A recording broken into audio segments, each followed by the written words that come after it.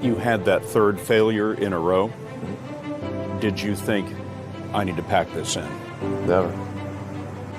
Why not? I don't ever give up.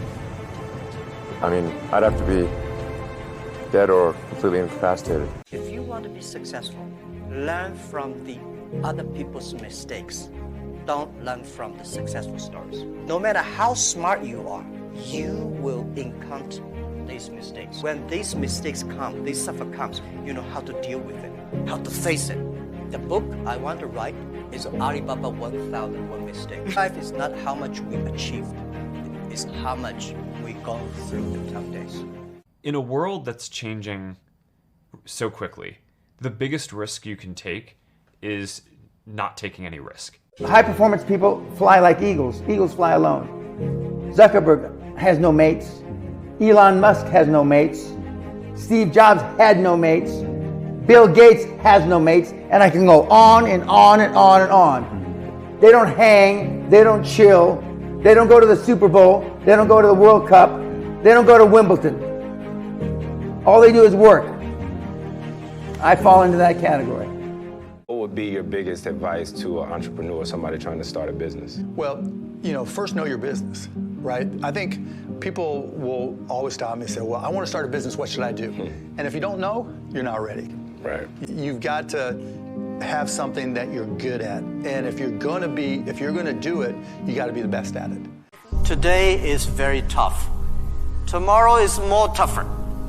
The day after tomorrow is beautiful. But most people die tomorrow evening. You have to work very hard. Every tough days, every tough situations, problems you meet, that is the training of yourself. Sometimes life's going to hit you in the head with a brick. Don't lose faith. I'm convinced that the only thing that kept me going was that I loved what I did. You've got to find what you love. And that is as true for work as it is for your lovers. Your work is going to fill a large part of your life, and the only way to be truly satisfied is to do what you believe is great work. And the only way to do great work is to love what you do. Many years ago, I had this conversation with my mentor, and he asked me the question, Dan, what do you think is the #1 quality of an entrepreneur? And I said, team. And I said, good idea. I said many, many, many things. He said, no. He said, the #1 quality of a successful entrepreneur is this, and that is the ability to endure pain for a long period of time. Didn't talk about the Ferrari, didn't talk about the big house, pain for a long period of time. Is that you? There's a lot of people here that are very interested in starting their own companies. Yeah. So what advice do you have? First advice for someone who wants to be an entrepreneur is to be an entrepreneur, not to necessarily cogitate and study about it. Advice number 2 is that you should hire people who complement you, not duplicate you. So if you're an engineer, don't hire another engineer, hire somebody who can sell. So hire people who complement you. My last piece of advice, which may be controversial, is don't write a business plan. The ultimate business plan is a prototype. I want to talk about dreams for a second. And in my case, literally a dream. It was kind of a strange dream. It went like, I think I could download the entire web onto some old computers that were lying around. That would probably seem pretty crazy to most people, but I stayed up a couple hours in the middle of the night doing some math, and it seemed actually pretty plausible, and that became Google. I'd like to encourage everyone to follow their dreams. To me, entrepreneurship is about creating change, not just creating companies.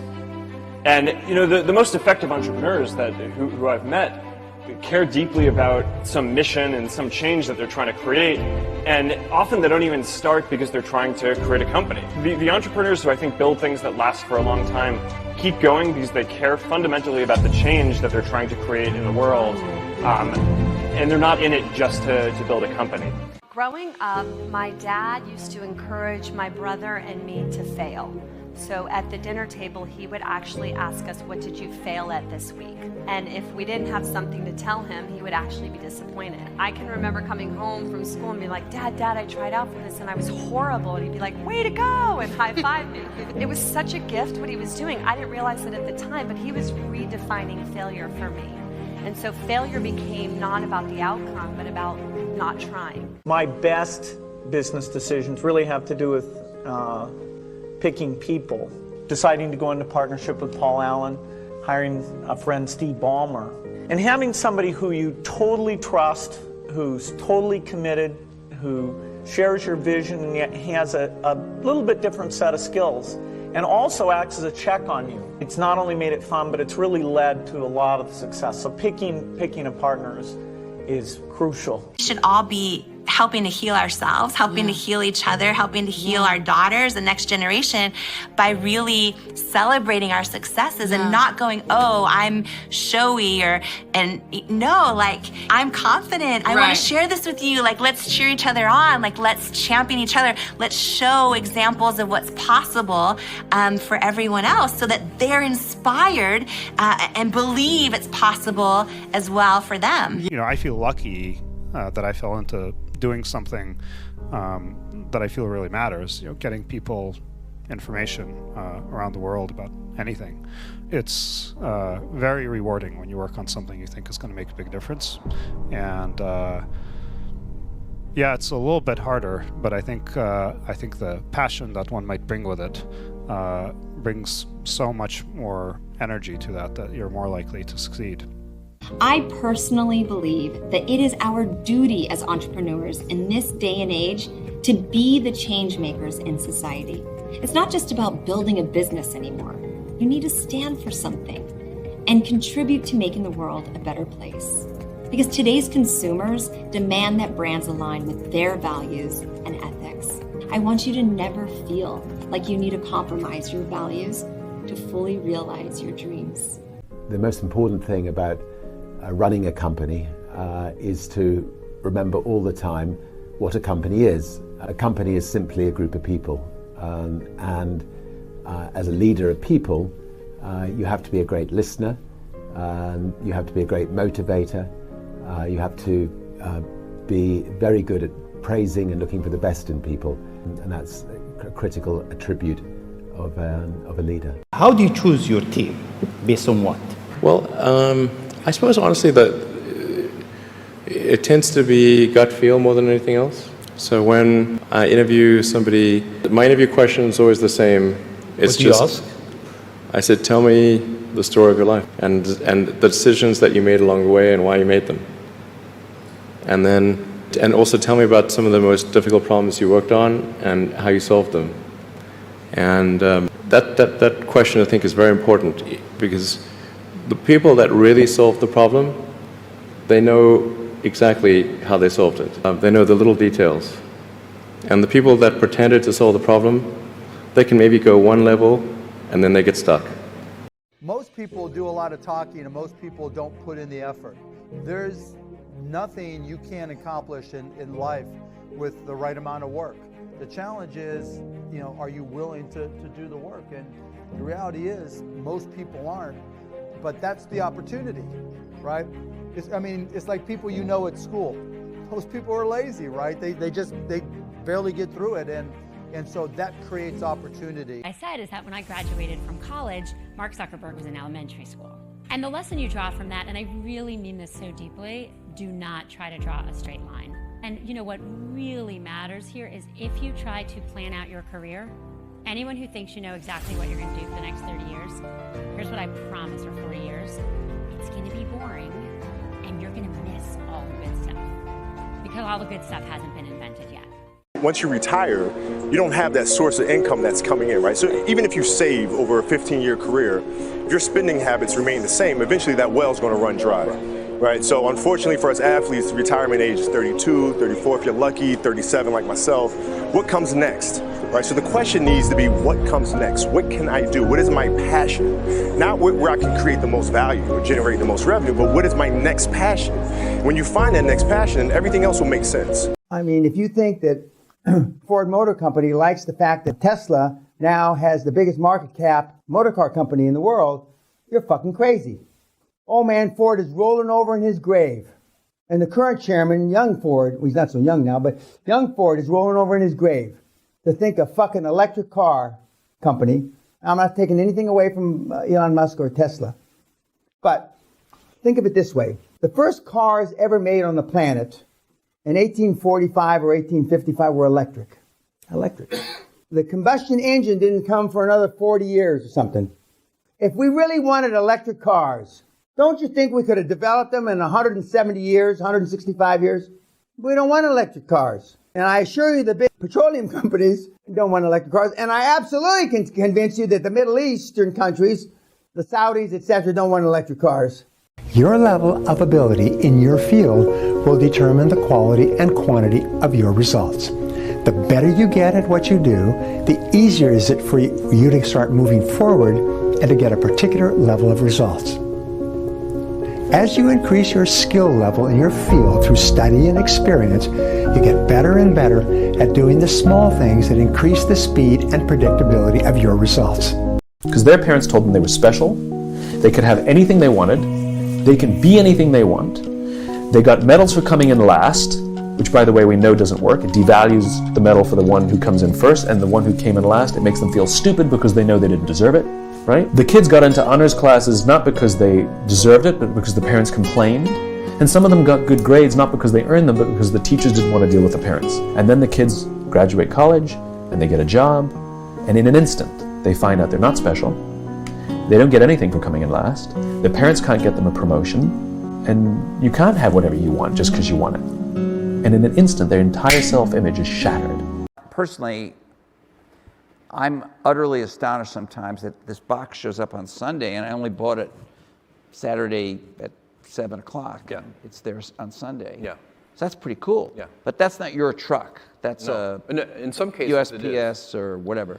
So yeah, it depends on where you are. Sometimes it's our truck. In the US, it's mostly not our truck. In the UK, it's our truck half the time and it's Royal Mail the other half. Well, are you aiming to take over that last mile or that last few miles? No, but we're aiming to supplement it heavily. So what's happened is, and this happened first in the UK, that the Royal Mail ran out of capacity at peak. So we have to plan, just like any company would, we have to have capacity not for the average load, but for the peak. Are you a billionaire yet, bro? Actual cash, I'm probably the poorest person in this room because we just. I doubt that. Cash is grass, baby. Yeah, I doubt that. We like if I make $3-4 million a month, I just spend it on videos the next month. We literally have razor thin margins and just reinvest. Oh, you're spending $4 million on a YouTube video? Well, $4 million a month on videos. Yeah. Here's a pen. In the movie, we see Jordan Belfort sell a pen. Sell me the pen. I'm going to meet you halfway with this, and I'll give a little sales training here about the trap of selling a pen. So when you tell someone to sell a pen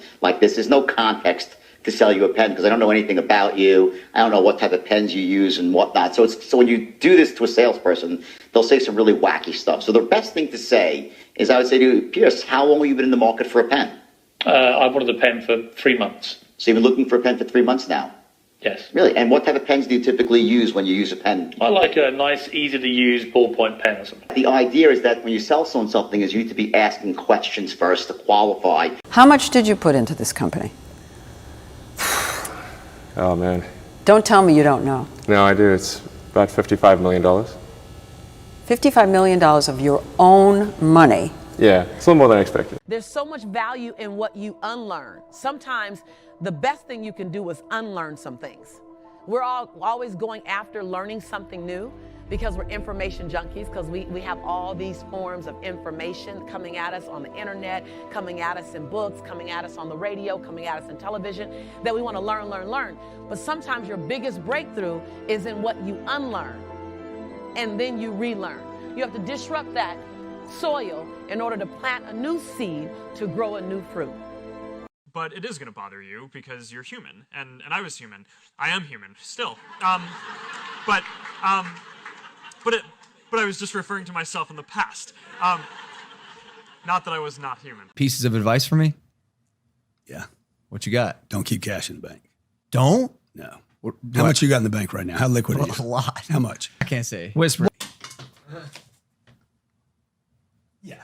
Okay, so.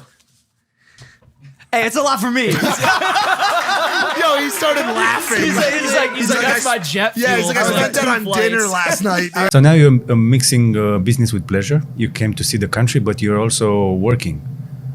I'm always working. I never stop working. You never stop? No. Because you're not working for money, so you never stop. Well, I'm a military officer. Military school teaches to work for a mission. What's your mission in life? And making money is really easy. I don't understand what the big deal is. So I retired a long time ago. I had more than enough money. What was the age you retired at? Again, for the people? 47. Because most people are brainwashed when it comes to money. Go to school, get a job, work hard, pay your taxes, save money, get out of debt, buy a house, and invest in the stock market. Everybody who follows that program has been brainwashed. If you wake up and every day you obsess over something and you live and breathe it, and that's what you think about, that's what you do, that's what you study on and off, that's what you stay up every night grinding, and no one else even gives a flying about it, it's like, you just feel like a weirdo. We agreed not to drink, we didn't do drugs, like we didn't date, we didn't do anything. We just literally obsessed from the time we woke up to the time we went to bed. That's literally all we did. You're rich, but I'm wealthy. Because I didn't know the difference. And I said, what's the difference? He said, well, wealthy is when I'm die, when my kids die, when they kids die, when they kids die, we're still gonna have the same amount. And I thought about that. Then I said, okay, how you do it? And he pulled out a piece of paper. After he said, it ain't about how much you make, it's about how much you keep. So he said, if you got $100, you save that. That's 50. He said, rich people will say, okay, I'm saving 50 and I'm doing that. But he said, the wealthy does this. You save that. This, ball out. House, chain, car, whatever you want. But 75. Save it, yeah. When you understand the power of a 5-second decision, and you understand that you always have a choice to go from autopilot to decision maker, everything in your life will change. You will be a different negotiator. You will be different in sales. You will be unstoppable in the gym because you will realize the amount of garbage that you put in the way of your hopes, of your dreams, of your potential, of your confidence, of your courage. Everything comes down to the decisions that you make. If you knew who was really behind Bitcoin, you would run as fast as you fucking could to sell it. I know, 100%. If you knew who owned Bitcoin or who started Bitcoin, and you had Bitcoin, you couldn't sleep at night. I know, 100%. Do something you're very passionate about. And don't try to chase what is kind of the hot passion of the day. I think one of the best ways to do that is this notion of projecting yourself forward to age 80, looking back on your life and trying to make sure you've minimized the number of regrets you have. That works for career decisions, it works for family decisions. It's crazy, because when you're a baby and you go to get up and you go to walk, what's the first thing everybody does? Oh my God, look! Oh, look at Jimmy's walking. Boom, Jimmy falls, but they go, don't, get back up, come on. Hey, everybody, come see this. And everybody's like, yeah. You know why Jimmy walks? Because everybody's motivating him to walk. Well, it's the total opposite as you become an adult. You try to become a lawyer, a doctor, or anything you want to do, open a business. Everybody's, oh, that's not going to work. Why are you even thinking like that?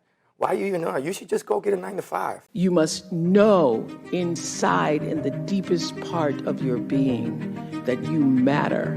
Not just that you matter, but also why. So for me, the foundational base of empowerment, of entrepreneurship, of any kind of engagement, the foundational base of my success, of my well-being, my wholeness, my everything, is knowing who I am and where I come from. My father spent the equivalent of a year's salary on my plane ticket to the US so I could attend Stanford. It was my first time ever on a plane. But when I eventually landed in California, things weren't as I had imagined. America was expensive. A phone call back home was more than $2 a minute. And a backpack cost the same as my dad's monthly salary in India. Unhappiness is when your expectations of how life is meant to be going go unmet. And this explains why a kid in Africa who gets rice, I was born in Africa, I was born in Botswana, a kid in Africa who gets rice can be euphoric. But a billionaire in a Michelin star restaurant in West London, if his 3 Michelin star steak comes without the sprinkle of dust or whatever shit they put on it, he will be visibly pissed off and complain, because his expectations of the world and how life should be going go unmet. So one of the ways that you can make sure you're happy, it's not Lamborghinis, it's just like having better expectations, reasonable, realistic ones. And this applies for relationships. If you have healthier expectations of your partner, you will have a better relationship. If you have unreasonable expectations of their perfection when you are flawed yourself, you should expect to have a really miserable relationship. They will never meet the expectation. Expectation is the curse of happiness. Have you changed your lifestyle? You don't look like you're buying really expensive clothes. No, I'm not buying really expensive clothes. Are you buying things? Are you buying things that you would No, I have a little like 1-bedroom apartment with a mattress on the floor. That's where I live. A habit must be established before it can be improved, right? Often we optimize for the finish line. We think about the outcome that we want. We think about like, oh, I want to lose 20 pounds or I want to earn 6 figures this year or whatever the thing is. But instead, if you just focus on the first 2 minutes of a behavior, or in this guy's case, the first 5 minutes of the behavior, and you optimize for the starting line, you master the art of showing up, then you have options. Then you actually have something that you can improve. If you're not the type of person who shows up at the gym, even if it's just for 5 minutes, it doesn't even matter what your ideal workout plan is or whatever. Like, you can't do anything because you're not there.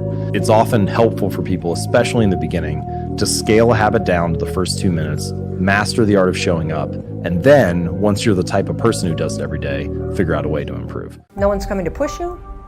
No one's coming to tell you to turn the TV off. No one's coming to tell you to get out the door and exercise. Nobody's coming to tell you to apply for that job that you've always dreamt about. Nobody's coming to write the business plan for you. It's up to you. What is the worst advice you've ever received? Someone else can make you happy. They can make you a cup of coffee. Yeah. They can't make you happy. I advise you to seek out, as your partner in business, your partner in life, whatever it may be, look for the people that actually are examples to you rather than somebody that you need to straighten out yourself. Associating with people that will cause you to move in a better path than you might otherwise have. They will take you so far in life that it's hard to believe. And today it's getting harder and harder to tap into our own wisdom because we are all so hyper-connected to our devices, our screens, our social media, that we're having a hard time disconnecting from technology and reconnecting with ourselves. What I'm telling you is to regularly disconnect from technology, to regularly unplug and recharge in order to reconnect with ourselves and our own deepest wisdom. If I did it all over again today, the first thing I would learn today is the money game. This is how a financial statement works. Income, expenses, net. I screwed the whole deal up. I spent more time on this line than I did on this line. How many of you know people do this? Reduce the expenses, reduce the expenses, reduce the expenses. How low can you go? To zero. How high can you fly? See, I can take this number to infinity. I can only take this number to zero. Everybody agree? So I spend today 95% of my time on income and less than 5% of my time on expenses. One of the most important messages I have for entrepreneurs is that failure should inspire you to get smarter. And unfortunately, our school system says if you fail, you're stupid. That is not true. We learn from our mistakes. Mistakes are opportunities to get smarter, be humble, and take a look at something. When's the last time you went shopping? Houston, a week ago. What'd you buy? An airline. One of the biggest things about being an entrepreneur is finding and learning from everybody else on what they're doing, their negatives and their positives, and create your own lane. So therefore, anytime you come across opportunities, you guys have the leverage in that deal. Look, I've been in the game 20 years now, and this is my first year completely independent. You don't have to know exactly what you want to be when you grow up. You just have to try different things, and even if 99% of them fail, you only have to be right one time. You don't have to figure it all out in advance. You can be wrong, you could pick the wrong career, you can pick the wrong job, you can pick the wrong spouse, you can pick the wrong whatever. But you get it right one time, you're set. But if you don't try, and if you don't go out there and try all those different things, you'll never get that one time. And everyone's heard this before, right? And then they'll say they have 2 hurdles to doing that. One, they're lazy. And two, they'll say, well, I have ideas, but I don't know how to start. Or I have ideas, but I need money to start. You see, if you never heal from what hurt you, you'll bleed on people who never cut you. I gotta be honest with you, when it comes to relationship pain and when it comes to heartbreak, it's a drive-through only matter. You can't go around it, you can't avoid it. The only way to get over it is to actually face it and drive through it. Even in some of your darkest moments, when you make mistakes, you have got to stick around for the two things that the mistake is made for. Every failure is made for. Every misstep is made for. It is made for a lesson and a blessing. Them two things follow every single one of them every single time. God don't send down rain without a return. When he send down rain, flowers grow. It's life. Absolutely. I'm not perfect. None of us are. I'm gonna make mistakes. And then tomorrow I'm gonna make a bunch of new mistakes that I never made before. But I'm gonna live in my truth. Now, and when you live in your truth, you make all of the wrong people uncomfortable. Yes, you do. So fuck them. Fuck them. If rapping stopped right now, a lot of y'all going broke. I got my own trucking company, own real estate company. Like, we started off with 2. We got like 8 or 9. You got 9, what, the big rigs? Yes, 18-wheelers. Have you ever punched anyone, or have you ever been punched? You got any cool punching stories? I don't know about cool punching stories, but where I grew up was extremely violent. I never started a fight. Africa, when I was growing up, was just an inherently very violent place. I got punched in the face many times. I almost got beaten to death once. So, many times. And I think if you have not been punched in the face with a fist, you don't know you have no idea what it's like. Shocking sensation. Shocking sensation. Just focus on every day. You know, none of us, any of us in this room don't know what tomorrow holds. And I think that's the one thing that I've taken from this situation. Live today like it's your last. Because the best time to start a business is right after a crash. I made more money after 2008 than ever in my whole entire life. Wow, you made more money after 2008 than your entire life. I fail all the time. I just won't fucking quit. That's the difference. You win and you learn. I only lose if I quit. I won't quit. I won't. I will fall on my ass 20 times. I don't even dust myself off anymore. I just get up. I'm just going to get up because here we go. We're going to do it again. And I get better every time I get up. I get stronger, right? Perfect example. If you and I get in a fight and you keep jabbing me with a right, I'm either going to have to learn how to block that, or every time I fight you, I'm going to get knocked out. I'm tired of getting my ass whooped. I want to whoop ass now. That's what I do. And that's because I accept being uncomfortable. I accept realizing that every day that I get up, number one, be grateful, not greedy. It's a blessing. You're alive. You're alive. That is the greatest gift in the world. Either kick ass or get your ass kicked. We all need the 3 B's. It's balance, breaks, and boundaries. Balance, not only do we work hard, but we need that love, that girl time, that support. Breaks. I always tell like the young entrepreneurs, team no sleep, no, that's not cute. No, please get your rest, drink your water, replenish yourself. And then boundaries. Set your boundaries. Whether if it's showing up, doing a favor, just know that I love you, I respect you, but I can't do it. Because if I'm drained, I won't be able to serve you. Most men live lives of quiet desperation. It's one of my favorite quotes ever because it's true. And I've been that guy. You're just in this world where you just can't wait to just run away. You have an apartment you have to pay for. You have a car you leased. You have a wife that you have to feed. You have a child you have to raise. You have your mortgage. You have your this. You have your that. And that's where it all comes from. My view is that computer may be clever, but human beings are much smarter. Yeah, definitely not. If you want to learn computer science, just, Knuth wrote the book, buy it, okay. Read it and do the problems if you really think you know this thing. If you want to learn physics, Feynman wrote the book. Just read the damn book. It's all there. So that when we put stuff online, we don't have anything in online physics that's any better than Feynman's book, honestly. Now, it's a little easier to learn. Learning is a weird social phenomenon. You're rich, but I'm wealthy because I didn't know the difference. And I said, what's the difference? He said, well, wealthy is when I'm die, when my kids die, when they kids die, when they kids die, we're still gonna have the same amount. And I thought about that. Then I said, okay, how you do it? And he pulled out a piece of paper. After he said, it ain't about how much you make, it's about how much you keep. So he said, if you got $100, you save that. That's 50. He said, rich people will say, okay, I'm saving 50 and I'm doing that. But he said, the wealthy does this. You save that. This, ball out. House, chain, car, whatever you want. But 75. Save it, yeah. Some people don't come in your life to love you. They come into your life to use you. They don't come to bring to your life. They come to take from it. They don't see you as a person. They see you as an opportunity. Trust me, I've been there. These are the type of people that don't love you for you. They love you for what they can take from you. They're not loyal to you. They're loyal to the benefits that come with you. That's why they never show up, no matter how many times you showed up for them. That's why they never offer help, no matter how many times you've helped them. Like, for real, stop breaking your back for people who clearly don't got yours. Like, I live by this, you don't have to live by it. But if it's not reciprocated, then that relationship has to be annihilated. We flew there on 2 private planes. I'm the only one with money. So I'm sitting there one day, I can't sleep. And I'm looking up at the ceiling. I said, you know what? Call everybody.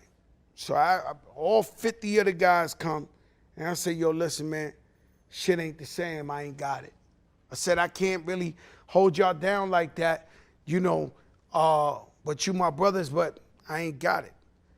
Out of the 50 guys that was there, only 6 of them said, yo, if you dead broke, I'll be with you, man, no matter what, every day. That's crazy. Those are the 6 guys that's still with me now. If you had a teenage son, what would be the one piece of advice you'd give him to break through the matrix and achieve success in life, whatever that is for him? I'm actually genuinely worried about my children because I grew up so broke and they're going to be so fucking rich. It is a worry, isn't it? It's a worry.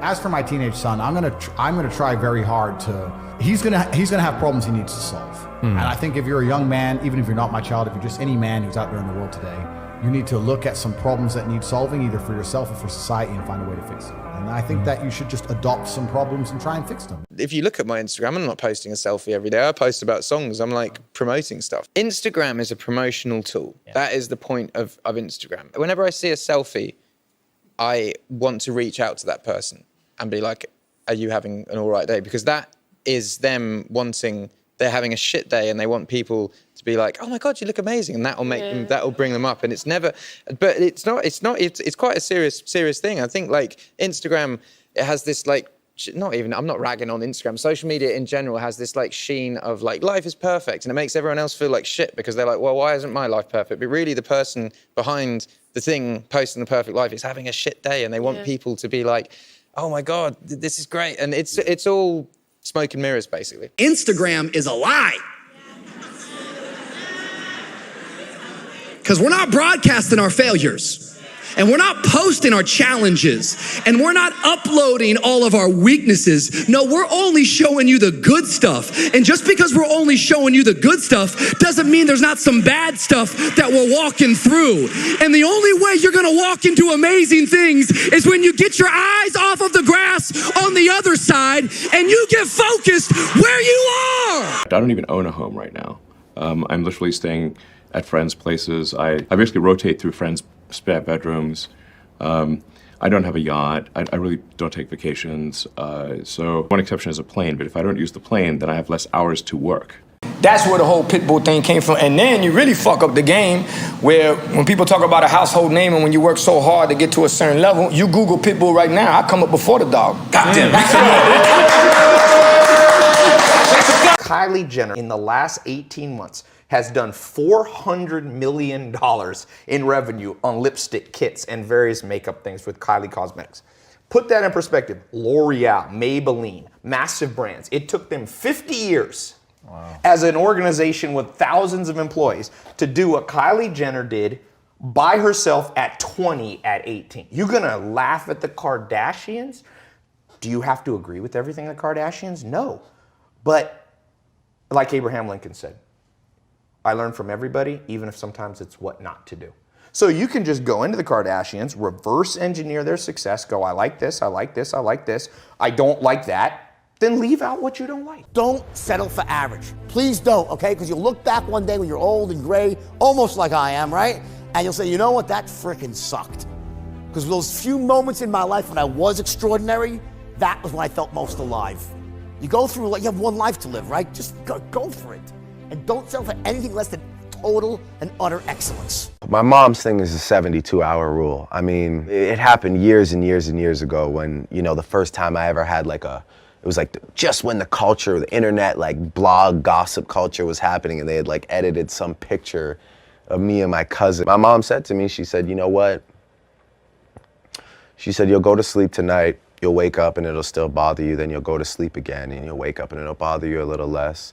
And then on the third day, you'll wake up and someone else will have done something stupid enough that everyone will forget. It's totally true. So I've learned to control my emotions for those first 2 or 3 days, and that's why I don't run to social media and start, you know, yapping about how my anger or my frustration, I let it sit. Yeah. And it always goes away, man. Great managers, great investors, great entrepreneurs, you're going to find a common trait, and I'll tell you what it is. Ask that man or woman what they do with their spare time, if they have any. And you're gonna find out it's something in the arts, or it's something in sports, or it's something that has nothing to do with business, because you need the balance in your brain, the chaos of the arts and the discipline of business, which is very binary. Either you make money or you lose it. And I found the greatest managers for me are ex-dancers or artists or archers or, you know, soccer players, or where they have some discipline in their life that they really struggled with early on. When you start dancing at 4 years old and you're still dancing when you're 32, that's a big deal. You're going in every day and it's in your head, and that makes you very, very effective. 15 cents is your change. Here you are. What's this? Your food. No. I just ordered. And now it's here. You sure? All right. Where are the, silverware and the plates and everything? You just eat it straight out of the wrapper and then throw it all out. All right. Okay. Where do I eat it? In your car, at the park, at home, wherever you like. Okay, thanks. We didn't actually come up with the name Tesla Motors. We didn't own the name. It was a guy in Sacramento came up with the name and owned the name, and we had to buy it off him for $75,000. You wanted that name that badly? Yeah. The guy in Sacramento really didn't want to sell us the name either. I sent the nicest guy in the company to just go sit on his doorstep and not leave until he agreed to sell it to us. A sweet guy. The nicest, impossible to anger, nicest person. So eventually the guy said, fine, I'll sell you the name. If you leave my doorstep. Yeah, pretty much. You want to build a $1 trillion business? You want to own 800 of these homes? Here it is. It's called the smart refrigerator. Everybody's going to have a refrigerator in their kitchen. That refrigerator is going to know when you're down to 1 Bud Light because you put in 6, and it's going to reorder it for you. So it's going to out-arbitrage every retailer, Amazon, everybody. The refrige is going to order it from Budweiser direct. Budweiser's going to deliver it. There's your idea, but here's the real fucking game. Who's going to execute? Right. Who's going to hire the right people? Who's going to make the product? Who's going to execute? Ideas, fuck, man. Anyway, I'm sorry. I decided that India could produce its own car. Everybody, my friends overseas in the automobile business, said that this couldn't be done. We had to go through a collaboration. But the car did come out. It did earn a 20% market share. And we showed that we could do something. The greatest pleasure I've had is trying to do something that everybody says could not be done. No matter what, when you make money, split it in half. Yeah. Split it in half right away. Don't put the money in your bank account and look at it as you got all that money, because you don't. Half of that money is not yours. So right away, put it over here. Create a account, call it the tax account. Put half of that there, so as you make money, you always put this money in the tax account. I never got to worry of giving the government their money, because that money's over there, and I don't look at that like it's my money. I'm never gonna touch that money, because it's not mine, it's the government. So now off of my half, what do I wanna do? I'm gonna take another half. This half is going over here. This half is for my next real estate investment. I don't know what it is. I haven't figured it out yet, but I'm putting it over here. So when I do figure it out, I got it there to buy. So now This is so ridiculous. I'm only living off a quarter of my financial gain. I split it in half and I took a quarter. These phones for $2 are money. Like, real. You want me to hold the phones? Tell them to hold them for us. Lou's carrying. Boo. Boo. There you go. Thank you. Thank you, brother. I drove away and I was like, I gotta stop. I gotta turn around for a second. I do this on eBay, and mugs are great. How do I scale something like this? What do I gotta do? Because I'm by myself. I mean, I could do Hot Wheels. I could do a mug here. I mean, between my time, my effort, my energy, I'm online 2 hours a day. It's hard to scale unless you're buying super bulk from China. This is a 101. Yeah. This is the one that gets you from. This is the one that can get you. Like, first of all, the way to scale is to buy everything. Like, you and I bought fill up my house? And fill up your house. And fill up my house. And then hire $5, $6 an hour, immigrants. What is your advice for the new entrepreneurs on the block? Find a problem that you want to solve, that you are passionate about. It's not solving problems, it's first finding problems. And we've now institutionalized it at Reliance, is that you have to create societal value. Right? You have to solve a problem which actually does good. And that has to be the main objective of the business. And financial returns are actually a byproduct. Elon Musk, I don't give a fuck who's over his house. Leave that man the fuck alone. Leave that man the fuck alone. And the thing is, they love to talk shit. Elon's having a bad week. If Elon has a bad week, we have a bad life. Leave that man the fuck alone. If you're going to fix complicated problems, you have to learn how to fix simple problems first. Then you get good at it. I'm not saying that young people don't have things to be concerned about, because life is a concern, right? I mean, life is a fatal disease. It's a concern. You're not on top of it. There's always more challenge than you can take on in some sense. But complaining about the structure of being and attempting to reorganize massive social structures, especially when you don't know the first thing about them, which is generally the case, is just not advisable. And the universities, they teach young kids, young people, 19, 20 years old, that they should be out attempting to rectify massive social organizations. It's like, you wouldn't go and try to fix a cruise ship. Things are complicated. You can't set your own room in order. You can't set your own family, your life in order. What the hell makes you think you're ready to take on something like the political system? That's hard. You're gonna mess it up, man, for sure. I have a Lambo, I have a Lamborghini truck, Yeah. I have a Bentley truck, I have a Maybach, and I have a Suburban, so Okay, 5 cars. Now, here's my biggest question. You can't drive. No. So what's the point of having the cars? To take pictures with me. Pieces of advice for me? Yeah. What you got? Don't keep cash in the bank. Don't? No. How much you got in the bank right now? How liquid are you? A lot. How much? I can't say. Whisper. Yeah. Okay, so. Hey, it's a lot for me. Yo, he started laughing. He's like, that's my jet fuel. Yeah, he's like, I spent that on dinner last night. There are no problems in life. They're just situations. You can either make it into a possibility or a problem. You can either you yourself become a possibility or a problem. This is a choice every human being has. But to exercise this choice, you have to be in a certain way within yourself.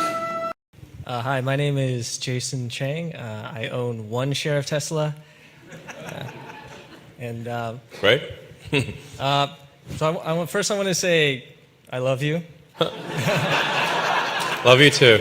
How much money do you have? Babe, you don't have to answer this. Yes, he does. Fine. Full disclosure. It's bad. Down to my last 97. 197 million. What you see on TV is Donald Trump you see in real life. So my wife, Kim, and I are sitting in his office, And Trump is talking about women in front of my wife, Kim. And my wife, Kim, is a real woman. She's not a girly girl. And she says, I love that guy because he's a bad boy. And then, you know, in the world, there's three kinds of men. Bad boys, nice guys, and wimps. Okay, so when you look at Trump on the stage, women either love him or hate him because he's a bad boy. Now, when you look at Biden, he's a wimp. You know one of the greatest things about Spider-Man's outfit, his costume? What? He is completely covered. So any kid could imagine he's Spider-Man because no color of the skin shows. He could be black under that. He could be red. He could be yellow. He could belong to any race. And that wasn't done purposely. It was done accidentally. But I think it was the best thing we did, making him so that he could be anybody under that costume. Work on my week at school. I'm scared to go home because of my grades. Do not stress yourself over grades. Grades don't define you. You could fail everything and be the smartest person in the room. You could fail out of school and be the most successful person. You can also get 100s all throughout school and be the least successful person in the room. Grades do not define your success. That's not money. Do you know what that is? That's a piece of paper that's been published by the American government, and they call it money. It just represents money. Money is an idea. That's what it is. It's a reward received for service rendered. The more of it you have, the more you can do. Don't. Learn to say F you to the world every once in a while. You have every right to. Just stop thinking, worrying, looking over your shoulder, wondering, doubting, fearing, hurting, hoping for some easy way out, struggling, grasping, confusing, itching, scratching, mumbling, bumbling, grumbling, humbling, stumbling, numbling, rambling, gambling, tumbling, scumbling, scrambling, hitching, hatching, moaning, groaning, honing, boning, horse shitting, hair splitting, nitpicking, piss trickling, nose sticking, gouging, eyeball poking, finger pointing, alleyway sneaking, long waiting, small stepping, evil eyeing, back scratching, searching, perching, besmirching, grinding, grinding, grinding away at yourself. Stop it and just do. Do you plan to spend more time in Berlin yourself? You want to partly live here? Yes, we'll be spending a lot of time here. Where do you sleep tonight? Tonight's in the factory. In the factory, not in a hotel? Well, technically a conference room in the factory, but yeah. You sleep in a conference room in the not finished factory tonight? Yeah, it gives me a good feel for what's going on. Alone or? Yeah, I assume so. Is this an invitation? Yeah. Okay. Every human being has genius level talent. There are no chosen one. God is giving every single person genius level talent. You just have to find what it is that you're great at and then tap into it. What would you tell a 20-year-old who wants to become a millionaire? I'd say take the money out of the equation and focus on one thing only. Try to find something you do very, very well. Then practice the hell out of it until you become very, very, very good at it. And then you don't have competition. You're going to be the top of your heap, whatever that heap is. And money automatically comes with being the top. People go to school and they're spending $8,000, $10,000, and they have no idea what they want. Just stop. Just stop. Wait a second before you sign all those loans, before you put yourself in debt for the rest of your life, and say, what do I want to do with my life? Sometimes you just need a couple years after high school just to get yourself together. I remember when I was like very young, I would play around with like Excel spreadsheets, which is like kind of a programming language. Right. Nothing can stop me. I'm all the way up. All the way up. Never define yourself as a product. And in fact, I would augment it. I often say never define yourself by your competition either. It's honestly driven more by, because if you live and define yourself by a product or your competition, you lose sight of who your customer is. And you lose sight of what you do is, because I always say, we don't exist without them. So that is why you define yourself not by a product, right? By what you offer.